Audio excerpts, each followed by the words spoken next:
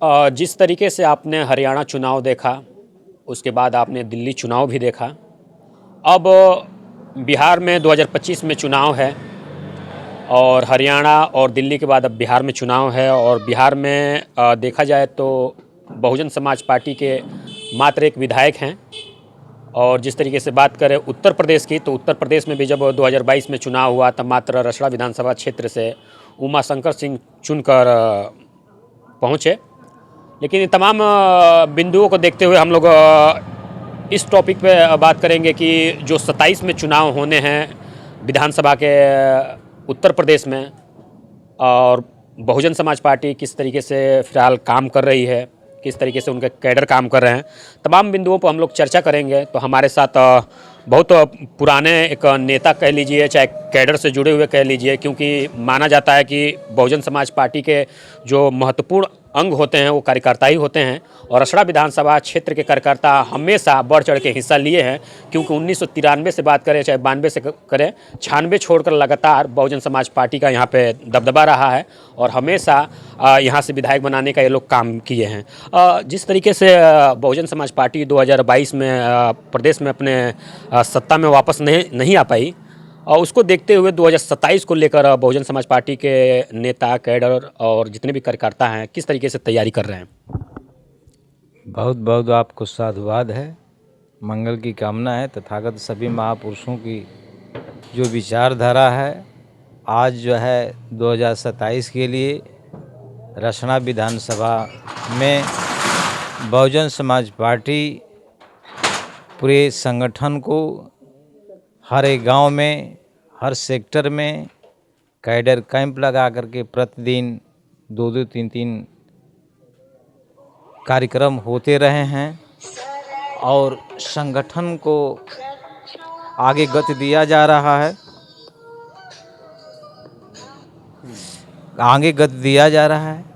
संगठन में जो कर्मठ हैं, ईमानदार हैं, उनको आगे बढ़ाया जा रहा है, युवाओं को भागीदारी दी जा रही है और पुराने पैटर्न पर चल करके मानवर कांसी राम साहब का जो बहुजन सामाजिक आंदोलन मूवमेंट था, उस मूवमेंट को बहन जी ने आगे बढ़ाया, सत्ता में आई, प्राप्त की, लोग के अंदर तमाम प्रकार के प्रचार कर रहे हैं, बता रहे हैं।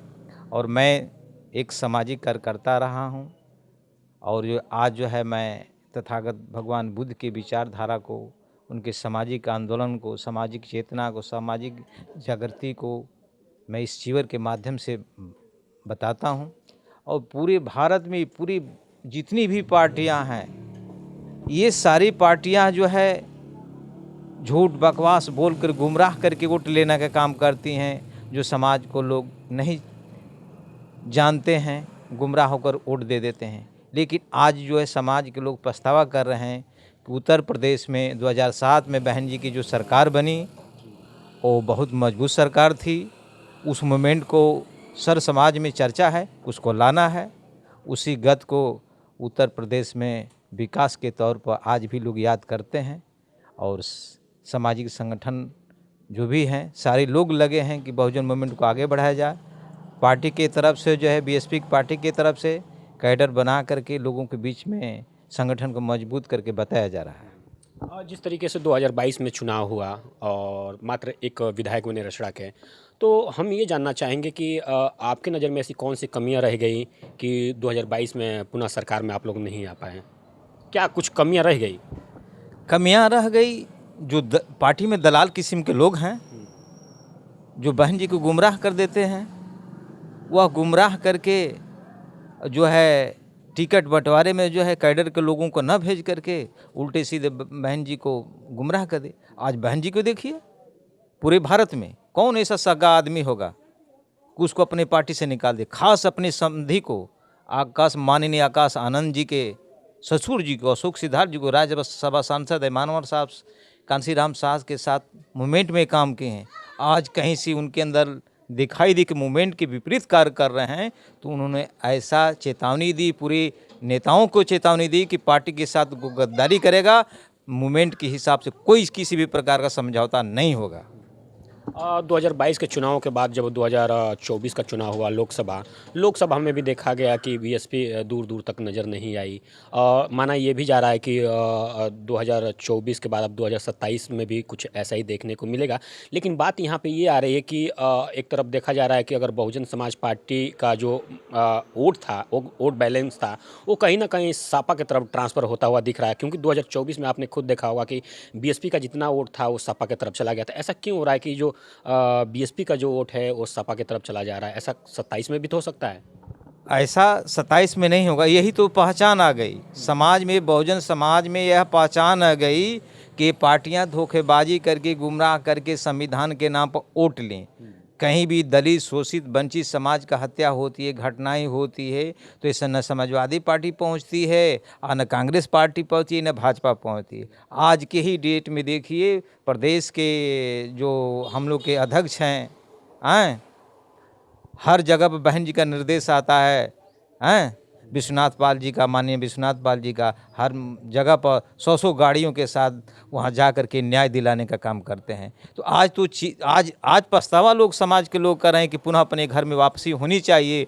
आज पूरे देश में ये चर्चाएं हैं कि बहुजन समाज पार्टी पुराने विचारधारा, महापुरुषों की विचारधारा की पार्टी है, वहाँ वापस आना चाहिए। इसी कैडर के कैंप से हम लोग बता रहे हैं, जगह जगह नए लोग हर पार्टियों को छोड़कर मूवमेंट को आगे बढ़ाने के लिए बहुजन समाज पार्टी में ज्वाइनिंग कर रहे हैं। और जिस तरीके से 2024 में चुनाव हुआ, तो जब चुनाव के दौरान हमने कुछ लोगों से बात किया तो वोट देने वाले ही लोग बोले कि दूर दूर तक बीएसपी मैदान में नहीं है, तो क्यों हम लोग अपना वोट देकर मतलब वेस्ट करें, क्यों ना जो मैदान में जो दूसरे नंबर पर है उसको वोट दिया जाए। तो कहीं ना कहीं बीएसपी को लोग बहुत दूर और बहुत किनारा कर दिए हैं। देखिए, अगर वही चेहरा पूरे भारत में ऐसी बहुजन समाज पार्टी है, वही चेहरा बहन जी को पेश कर दिए होते तो बहन जी एक सिंगल नेता हैं, दलितों में सबसे महान नेता हैं कि वो इंडिया गठबंधन को पूर्ण बहुमत की सरकार दिला पाती हैं।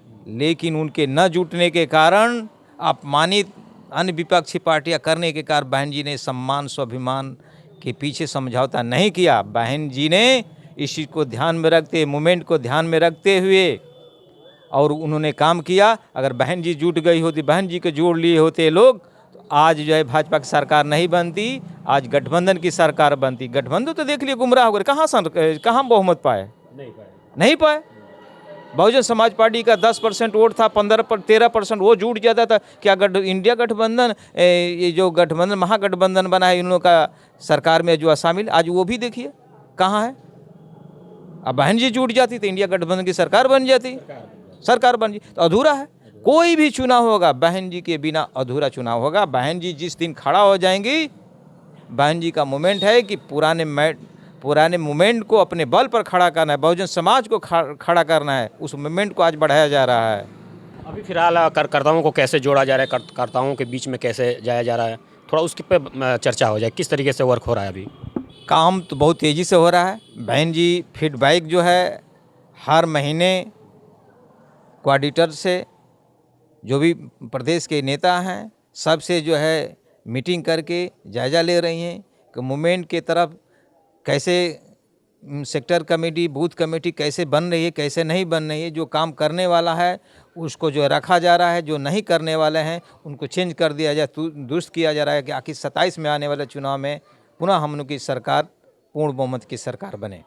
रसड़ा विधानसभा में देखा गया कि कल एक कार्यक्रम था, वो कार्यक्रम कैसा था? माना ये जा रहा है कि कई लोगों ने पार्टी का दामन थामा है, कुछ युवाओं ने थामा है, कुछ अन्य पार्टियों से भी दामन छोड़कर बीएसपी का दामन थामा है। कल का कार्यक्रम क्या रहा? इसके लिए बहुत बहुत साधुवाद है।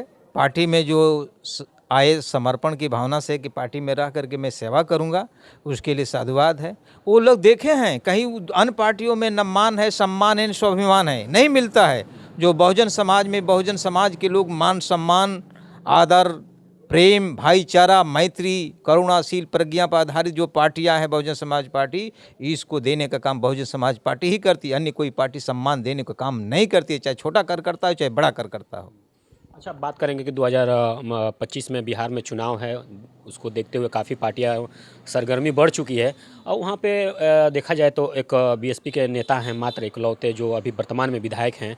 तो बिहार में किस तरीके का कार्य किया जा रहा है, किस तरीके से लोगों से जोड़ा जा रहा है? क्योंकि देखा जाए तो जिस तरीके से उत्तर प्रदेश में एक मात्र विधायक हैं, उसी तरीके से देखा जाए तो बिहार में भी एक मात्र विधायक हैं और जो कि बीएसपी हर प्रदेशों में चुनाव लड़ती हैं, कहीं ना कहीं उसके प्रत्याशी जीतते भी हैं। तो अभी फिलहाल जो 25 में चुनाव होने हैं बिहार में, उसको कैसे देखा जा रहा है? देखिए, वहाँ के बिहार के प्रभारी जो है अनिल कुमार चौधरी सर जी जो बनाए गए हैं, वो बहुत ज़मीनी स्तर पर कार्यकर्ताओं को बीच में जा रहे हैं, मूवमेंट को आगे बढ़ा रहे हैं। और आज से ही अभी चुनाव 6 महीना 5 महीना बाद होने वाला है बिहार का, अभी से लोग ललायत लगे हैं। इंडिया गठबंधन के लोग लगे हैं, माननीय तेजस्वी यादव जी लगे हैं, माननीय जो मुख्यमंत्री नीतीश कुमार जी भी लगे हैं, उनकी कुर्सी डगमगा गई है। हाँ, वही लगे हैं कि बहुजन समाज पार्टी को हम लोग मिला लें कि हमारी पूर्णबंद की सरकार बने। देखिए, कठपुतली की सरकार दोनों क्या गठबंधन के लिए वहाँ की पार्टियां आगे बढ़ रही हैं? बिल्कुल बढ़ रही हैं। बहन जी के संपर्क में लगे, प्रदेश नेताओं के संपर्क में लगे हुए हैं कि बहुजन समाज पार्टी को किसी तरह से गठबंधन में कर लिया जाए तो आपकी पूर्ण बहुमत की सरकार, मजबूर सरकार वहाँ है, मजबूत सरकार नहीं है। जब तक बहुजन समाज पार्टी किसी भी दल विशेष को पूर्ण रूप से समर्थन में आज गठबंधन में आ जाएगी, उसकी सरकार बनना निश्चित है। जैसे देख लीजिए लोकसभा के चुनाव में नहीं हो पाया, उसी तरह से बहुजन मूवमेंट के लोग लगे हैं जमीनी स्तर पर। अभी 27 तारीख को वहाँ जो है रविदास जयंती पर कार्यक्रम होने जा रहा है। पूरे बिहार में जो है चुनावी बिगुल हो जाएगा और मालूम हो जाएगा कि बहुजन समाज पार्टी की आज भी ताकत है, एक नंबर। कहीं ना कहीं 2025 में दिखेगी बीएसपी भी बिहार में। जी जी जी, बहुत चढ़ बढ़ कर ताकत में दिखे। देखिए 27 को आप इसी, आज 25 है ना, 2 दिन के बाद देखिएगा रैली, वहाँ बहुत महा रैली होने जा रही है, जिसमें जो है उस संत रविदास के, संत महापुरुषों की जो विचारधारा की पार्टी लेकर मूवमेंट चलती है, उसी विचारधारा को आगे बढ़ाने का काम होगा। और वहाँ देखिएगा ऐलान, सभी लोग सरकार में हैं चाहे विपक्ष में, सारे बहुजन समाज पार्टी से डरे हुए लोग हैं कि बहुजन समाज पार्टी आज भी ताकतवर है। जी। तो अभी फिलहाल हम रसड़ा विधानसभा क्षेत्र में हैं और रसड़ा विधानसभा अपने आप में ही एक महत्वपूर्ण रखता है, क्योंकि उत्तर प्रदेश के मात्र एक इकलौते विधायक यहाँ से उमा शंकर सिंह हैं।